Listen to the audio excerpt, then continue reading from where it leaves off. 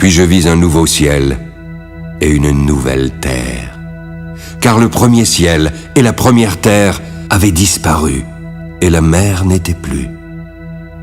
Je vis descendre du ciel, d'auprès de Dieu, la ville sainte, la nouvelle Jérusalem, préparée comme une épouse qui s'est parée pour son époux. Alors j'entendis du trône une forte voix qui disait: Voici le tabernacle de Dieu avec les hommes. Il habitera avec eux, et ils seront son peuple.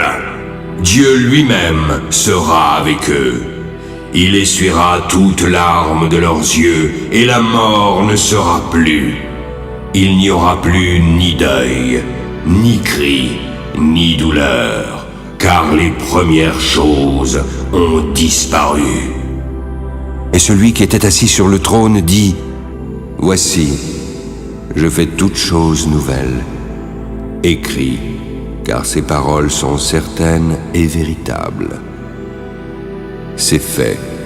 Je suis l'alpha et l'oméga, le commencement et la fin. À celui qui a soif, je donnerai gratuitement de la source de l'eau de la vie. Celui qui vaincra héritera ces choses. Je serai son Dieu et il sera mon fils.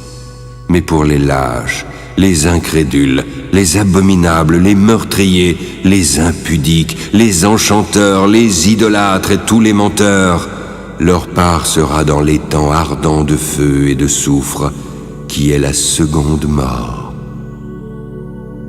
Puis, un des 7 anges qui tenait les 7 coupes remplies des 7 derniers fléaux vint et m'adressa la parole en disant: Viens, je te montrerai l'épouse, la femme de l'agneau.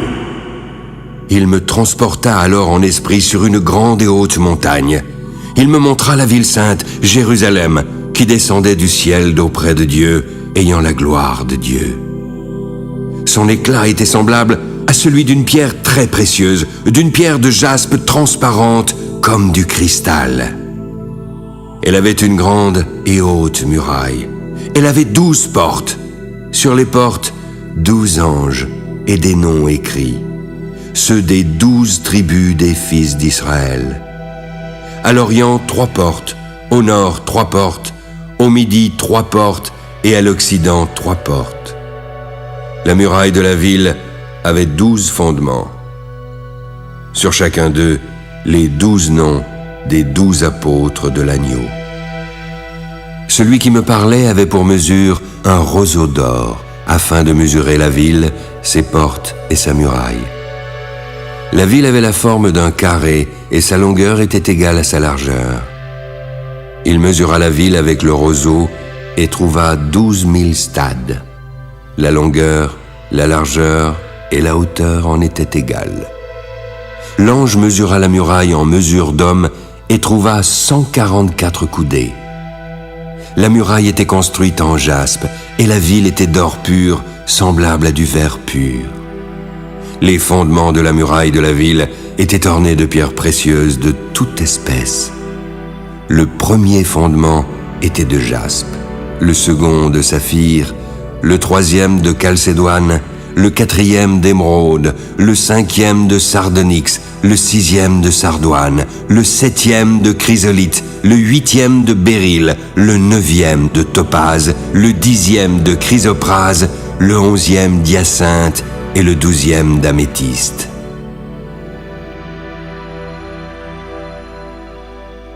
Les 12 portes étaient 12 perles.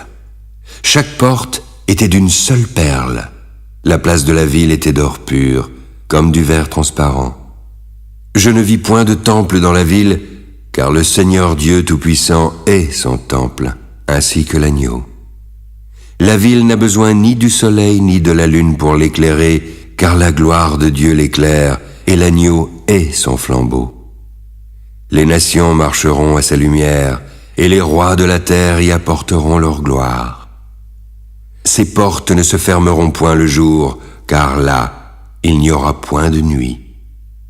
On y apportera la gloire et l'honneur des nations.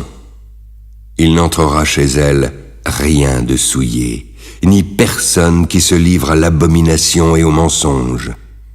Il n'entrera que ceux qui sont écrits dans le livre de vie de l'agneau.